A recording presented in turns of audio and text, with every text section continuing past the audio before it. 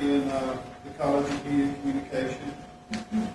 She has 3 degrees from universities in Tehran and in Iran, and in English news translation, computer engineering, software, and social communication sciences. So really kind of a Renaissance person.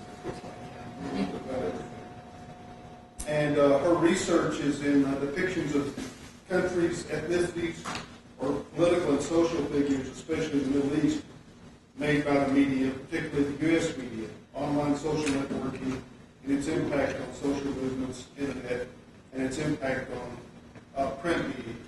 So I think Mahesh is going to be able to speak much more authoritatively to the details of this movie, as well as the historical and cultural context that I'm able to bring to it.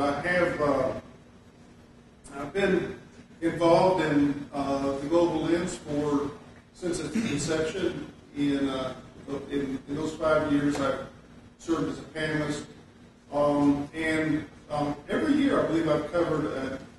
This is how I know you. I've covered the Iranian film presentation. It seems like every year there's at least one film from Iran that is part of the program.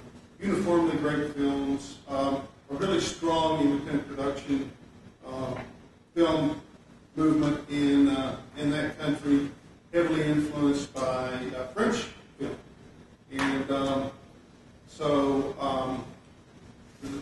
and I believe you'll talk a little bit about whether this is really an Iraqi film or not here when we get to that count. The people that I want to address here are not necessarily people who are great cinephiles and know a lot about the Iranian cinema, but more or less my students who I've asked to come to at least one global film showing. How many of you are in courses that I teach here? You of you? Kind of give you a roadmap for thinking through where this film fits in relation to other movies that you may have seen. And to do that, I'd like to, there's 2 points I want to talk about. I want to talk about how it fits into James Monaco's sort of organization of use of motion picture technology, at least public use. Now, not mentioned here is personal use, like home movies, which of course is very important, has historically been very important. But this is the public use of motion picture technology and applications, sort of 3 different applications of this technology. The technology emerged at the end of, really as a storytelling medium at the beginning of the 20th century. So we've had about 110 years or so of using motion picture technology to tell stories.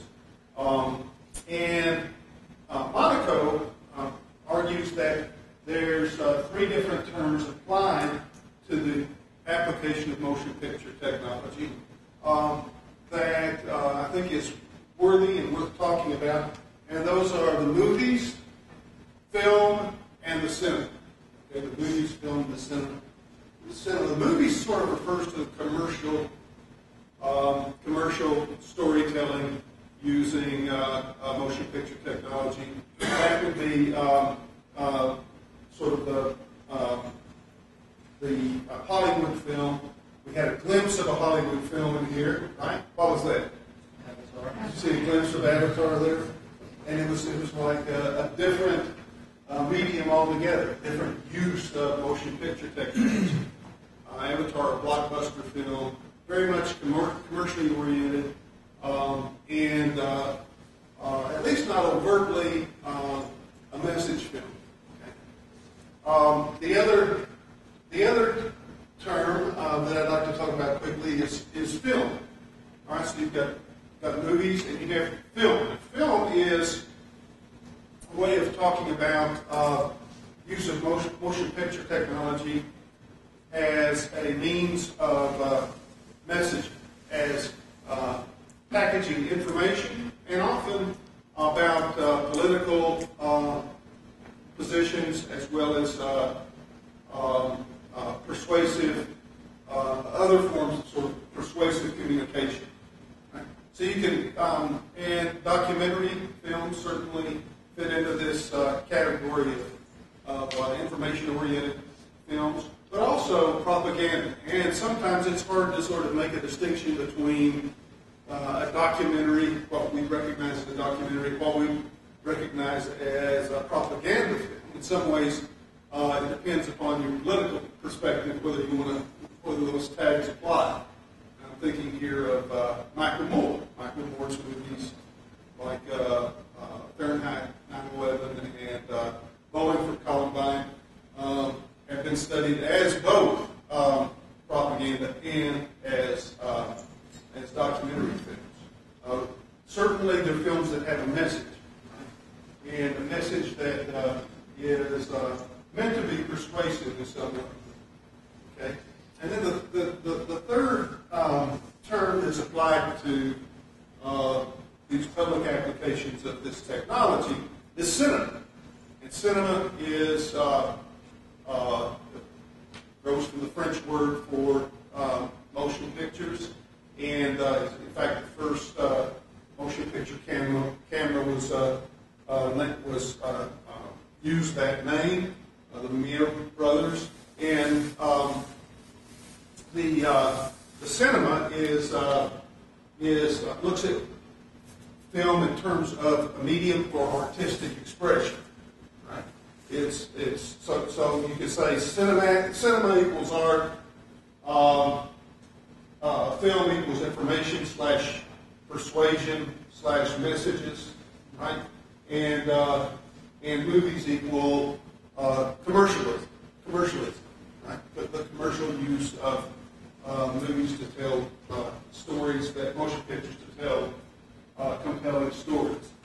And I think that we can look at various different motion pictures and think about where they might fit. And certainly there's an overlap here. So I use this Venn diagram. There's film, there's movies, there's cinema.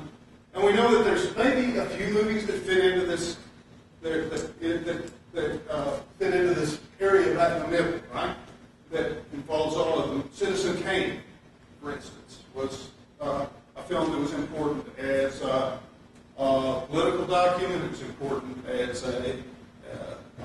for its advances in cinematic art, right? And it had some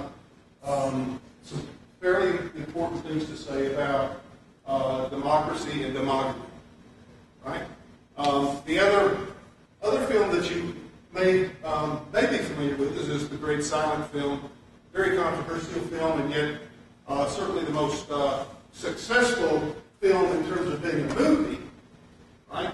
Also considered to be a masterpiece, but very much had a particular perspective on Reconstruction, and it was a film called Birth of a Nation, that silent film D.W. Griffith, 1915. And you can argue that it fits in this area here.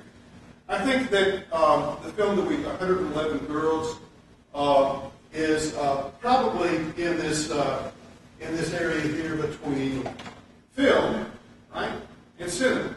Right, it's in this area. It definitely has artistic intentions, and I think there's a great deal of there's a real sense of personal message that comes out in this film. Great landscapes, nice cinematography, an interesting story, etc., etc. But it also is it's clearly has a political message that it wants to say about Kurdistan, right? And in some ways, it's a little heavy-handed on that, with when he's talking to the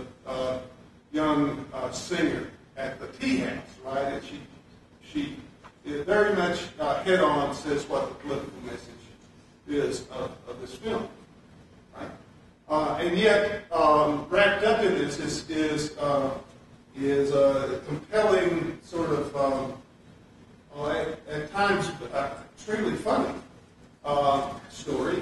I think that I don't know how global this old joke about why the chicken crossed the road, right? But and the answer is what? And how does the story begin? How does the story begin? With a chicken crossing the road. And in certain ways, that's sort of a metaphor, I think, for what happens to this trio on this kind of doomed road trip. Right? They're crossing the road and never quite get to the other side in a way. And I think that chicken crossing the road at the beginning is something that says this isn't all going to be about grim. A grim story. There's going to be moments of comedic relief that throughout it. Okay. So cinema and film. It's not really. Maybe every even independently produced movie certainly has to have some economic intentions. They want to. If you want to make movies. More than one movie, you have to make enough money to fund your next, or at least attracting investors for your next project. Right? But it's clearly not meant to be a blockbuster movie that's played that has the same intentions, commercial intentions of Avatar. So I would put it in here, and I think as you come to these global film presentations over this term, you'll notice that many of them have they sort of refuse to give you what you get in a commercial movie, and that is an ending closure, right? That wraps up everything. And I like to think of it this way. I think that Hollywood movies are really not about prompting thought. They want to tie up all the loose ends and have this sense of closure at the end, where you have this pleasure trip, but it's not necessarily the issues raised in the story aren't necessarily going to haunt you. You're not going to take them with you as you leave the theater. And it's really, I think, a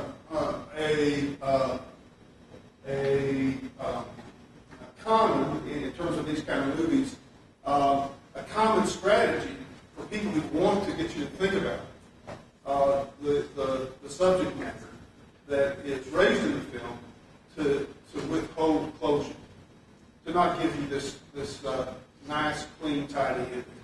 And I don't think we really get a nice, clean, tidy ending here. It's ambiguous at best. You're not sure exactly what happens. You don't certainly this fascinating trio that's been on this road trip. They haven't made it to the other side of the road. It's unclear exactly what they encountered, what happens right at the end. It's left up to, I think that probably everyone in here has some ideas about what happens at the end. But my guess is, too, that there's different ideas about what happens at the end. That there's room for the film makes available multiple readings about the ending. And that's really all I have to say. It's basically, I know that most of you just have to come to one film. If you're taking two classes from you, you have to come to two. But I really hope that this is a compelling enough experience for you, and it's free, that you'll come on your own. It's going to be, you won't have to pay attention to a schedule. And in the past, we've had it sort of scattered over different days of the week. It's going to be every Thursday. I think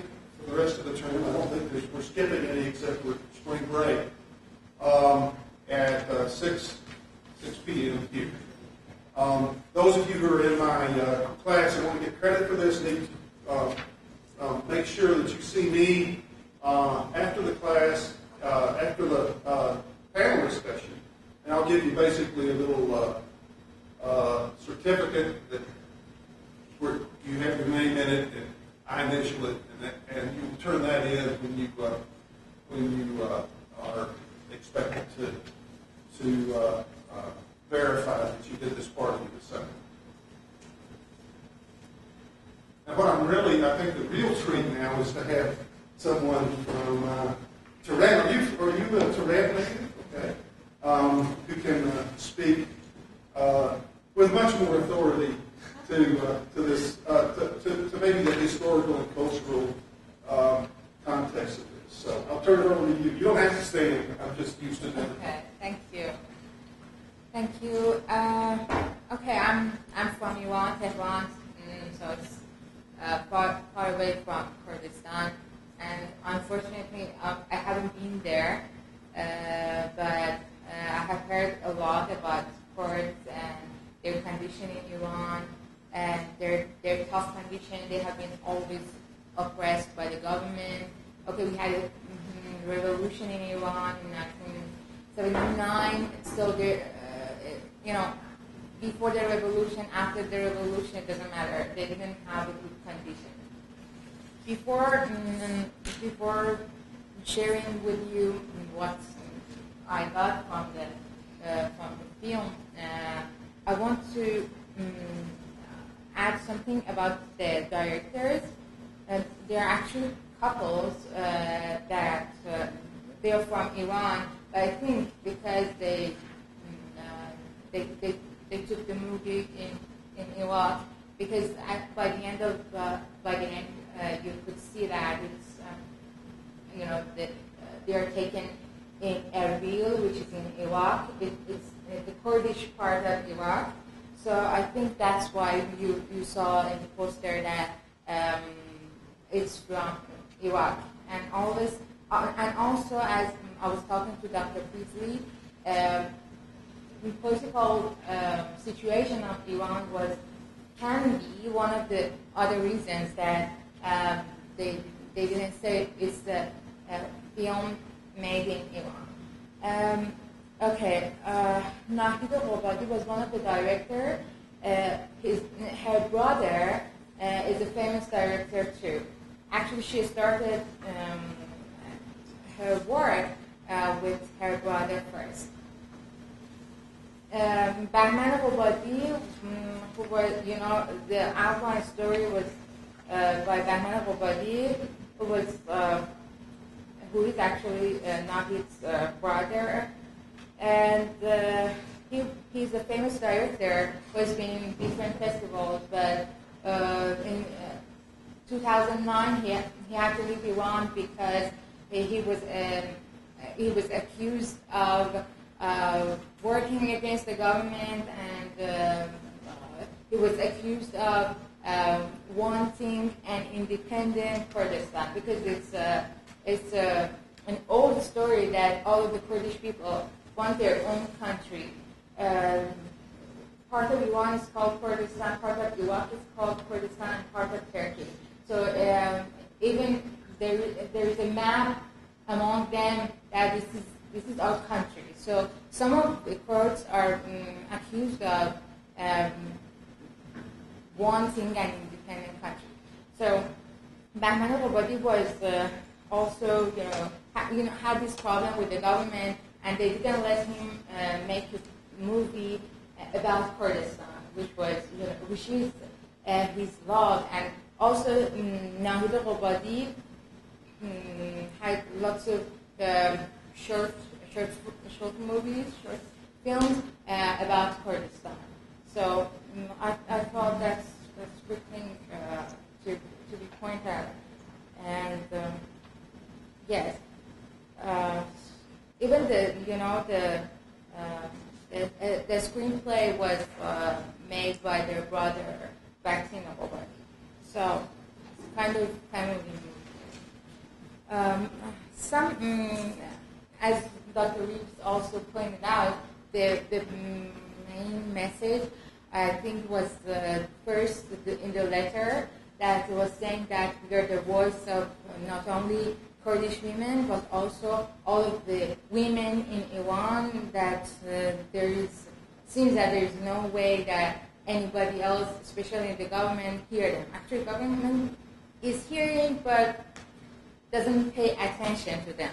And also the part that the girl in the tea house was talking about Kurdistan as was translated as the hub of Iran, but was saying kind of mother of Iran because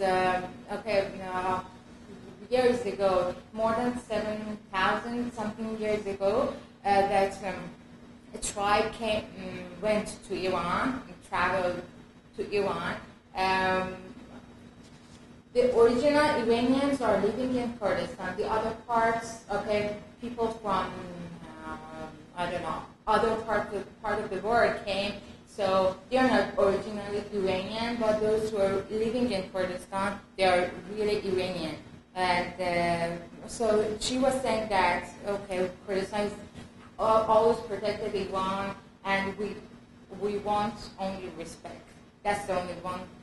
That's the only thing we want. We don't want husband or anything else. And also, I think we cannot say that all of them were depressed girls who just didn't have anything to do and decided to commit this suicide. That people hear them because I saw the teacher's home. They were showing that there were fish and plants and musical instruments. So I think that there are all signs of, people who are not depressed, who are fresh. So that's my take. And even this, the Kaja, the girl was called Kaja, but her mother was saying that she's a singer, she's a very beautiful girl. So they are the points. They are the things that I think they were saying that they are not depressed people. And also the other important thing is that their parents were making. It's very tough for a parent to see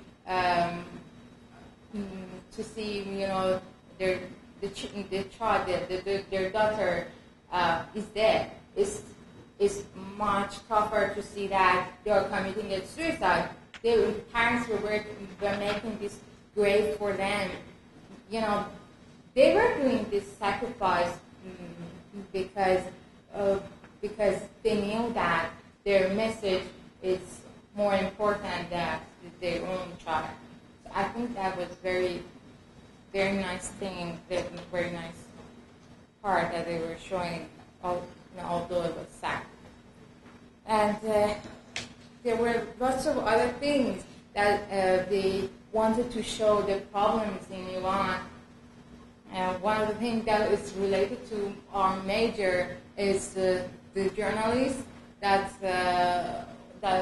wanted to report about the event, the news, and the government representatives said they are more dangerous than the criminal, and it's pointing out the condition in Iran that lots of journalists are in the prison because I can say, if I explain to you, you may say, okay, it's nothing, they're doing their job, but it's not something that the government can tolerate, so they are in prison. And they were showing the children that they were making their books, they were using as a cigar, and it was bad because there's the future of that area and also Iran. We can look at the film as something about Iran that their future of Iran. So it seems that there is no future because they get to the point, to the condition, to the situation that all of those guys got there, but they became addicted. So there's nobody to make the future for the country.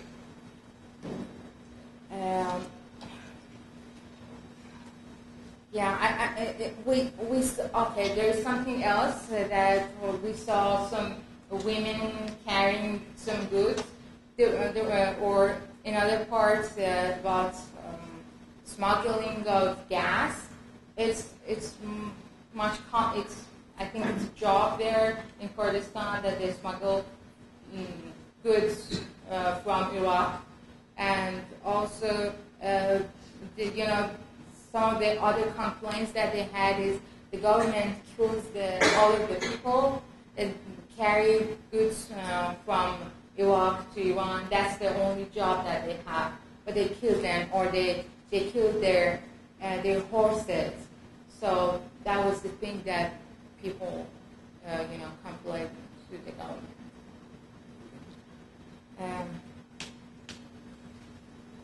Yes. That they are more. They are the most important thing that I like to point out. So. Okay. Now there's I think a lot of things that sort of the conflict with Turkey and the heroic figure's response to the Turks Yes. Was pretty interesting, I think. Yes.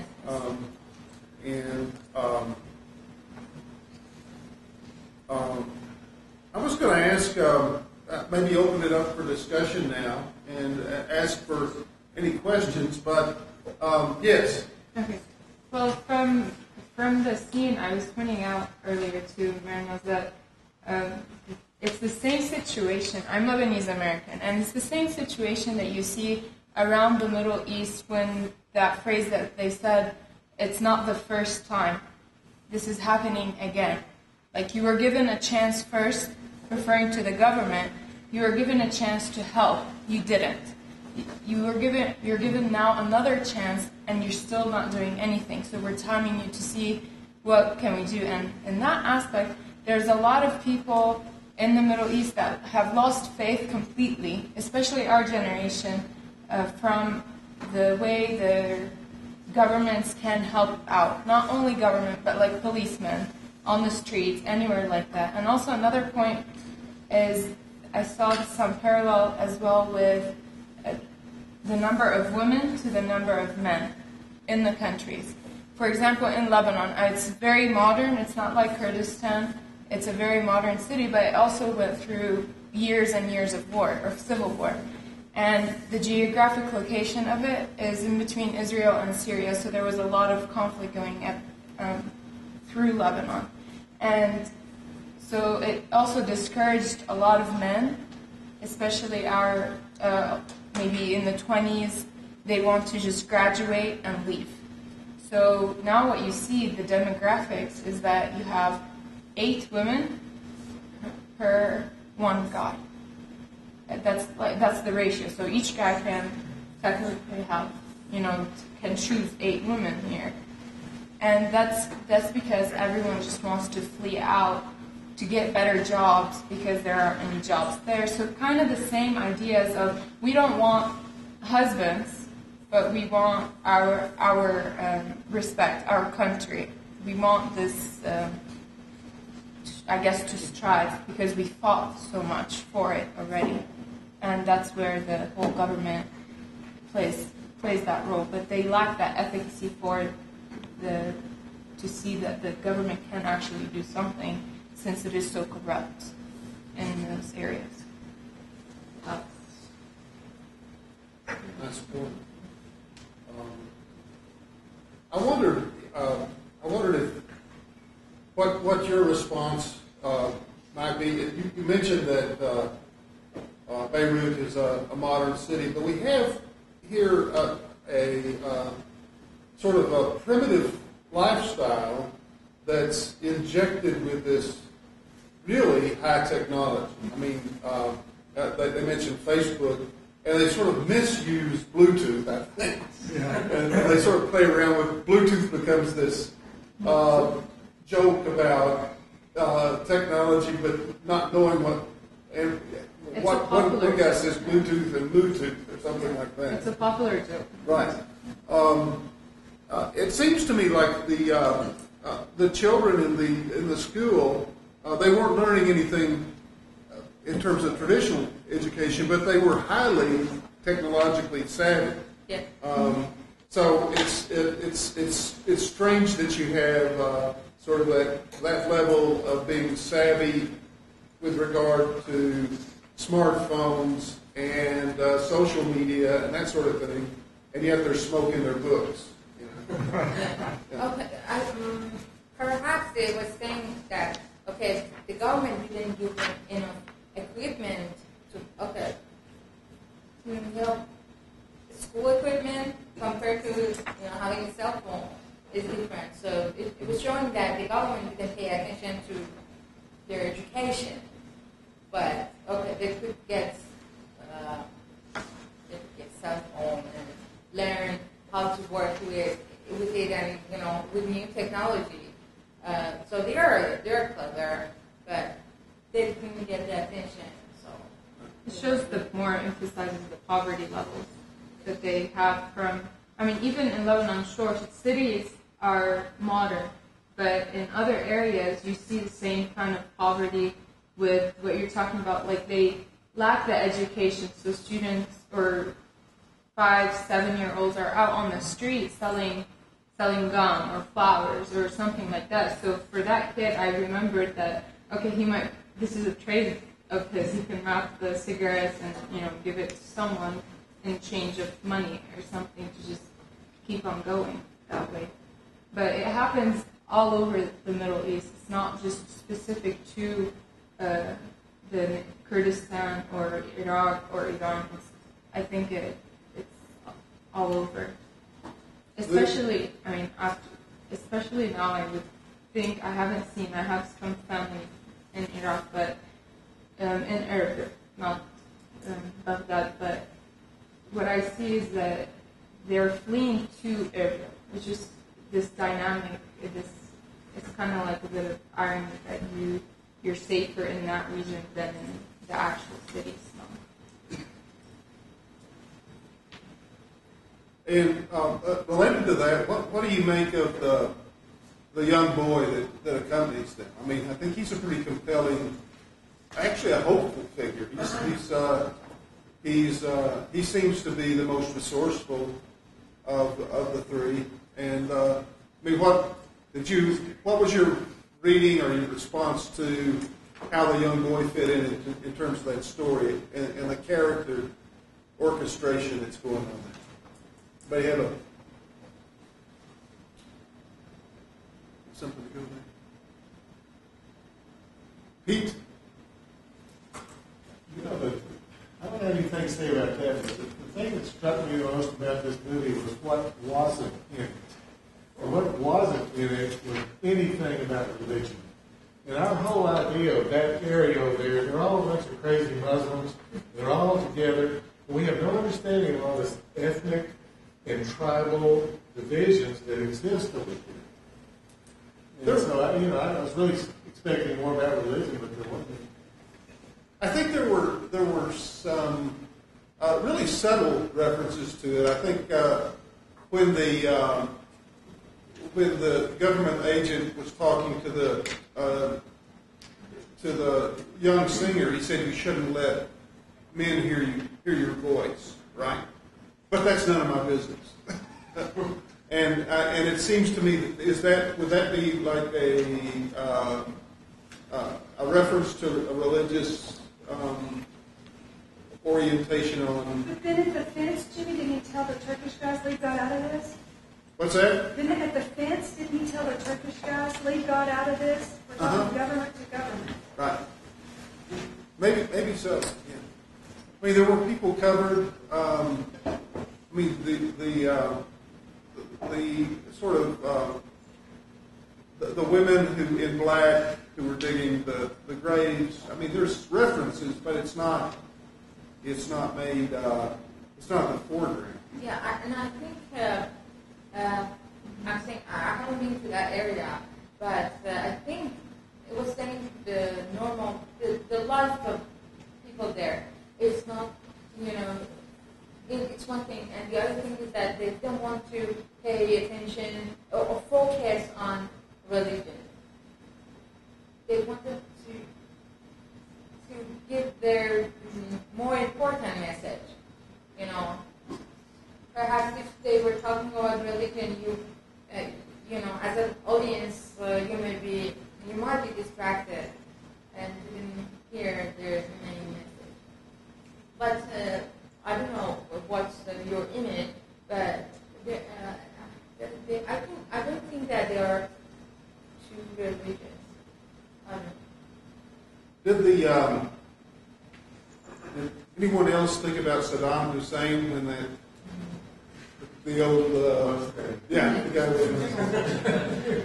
Do you think that was an overt intention that they cast him because he looked like Hussein, or they wanted to? I don't know whether for the funny part or something. They wanted to show, they had this intention to show that this guy looks like Saddam Hussein.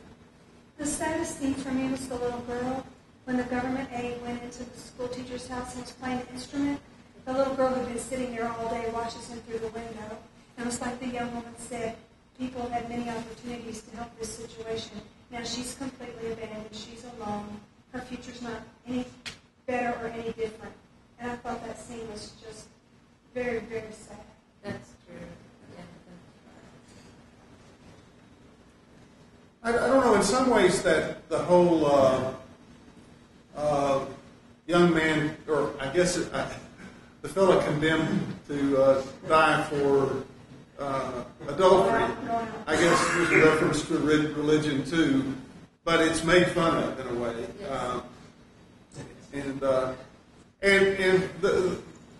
and he kind of becomes a device to say.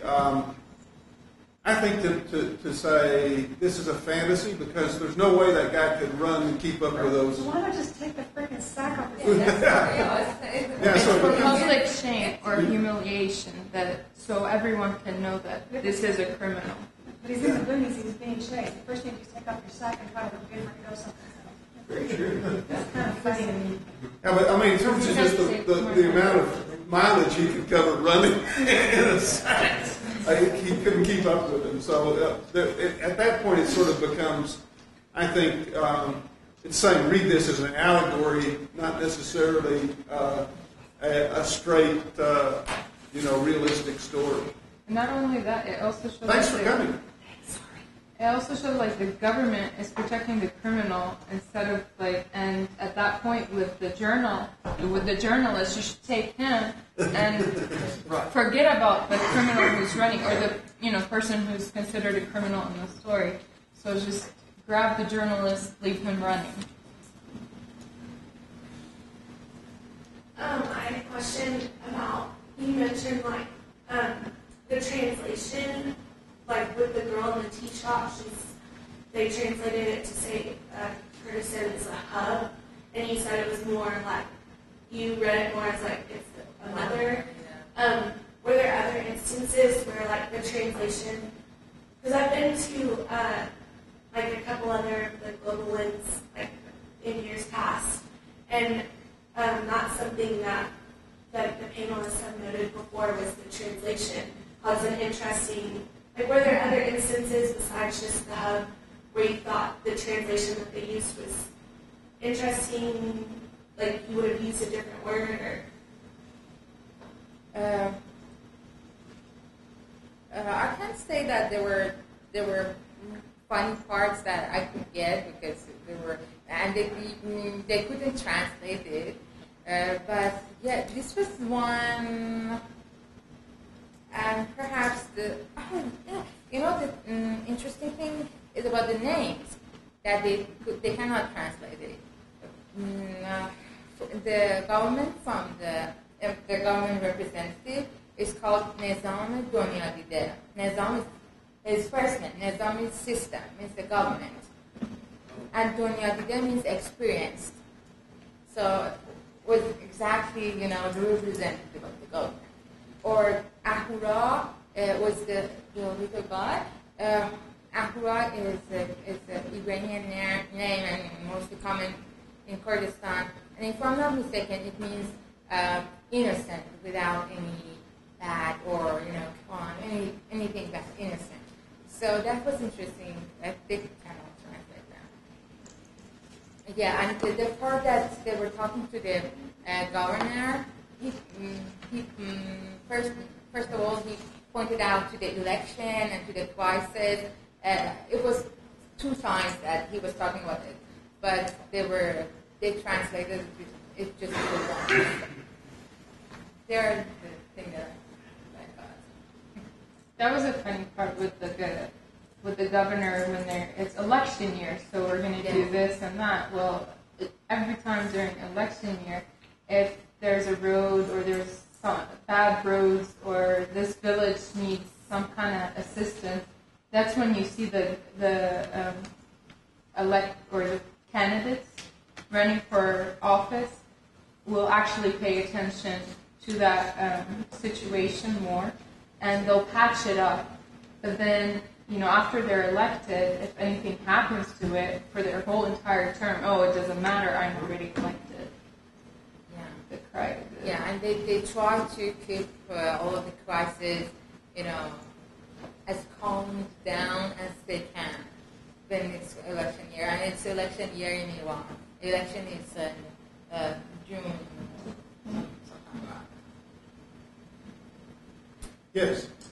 I had a question. The woman in the tea shop, if you will, she said that they don't respect the land.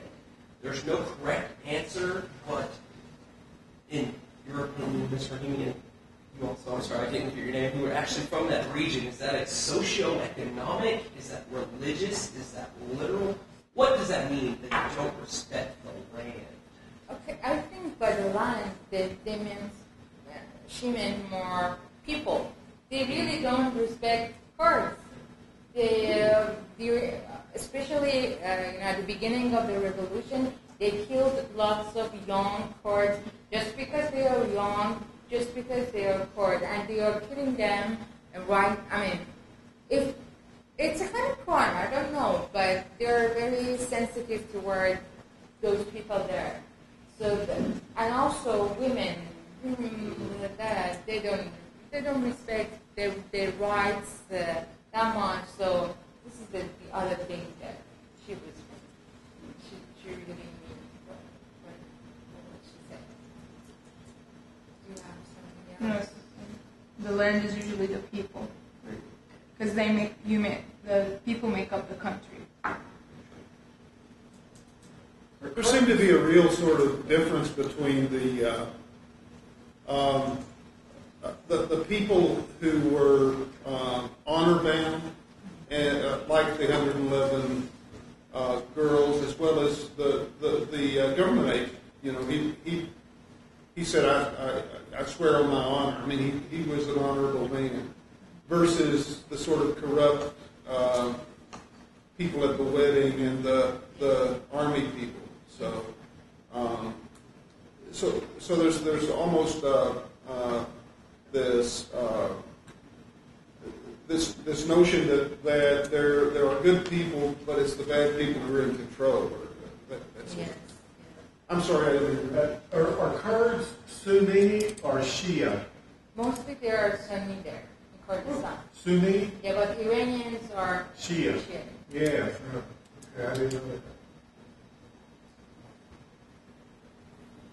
All right, if there's no more questions, I'd be glad. You're welcome to come up and talk to our panelists. Talk to me if you want to. I don't have anything else interesting to say. But and if you're in my classes, be sure to get one of these certificates and put it in a safe spot, or else you'll have to come to another meeting.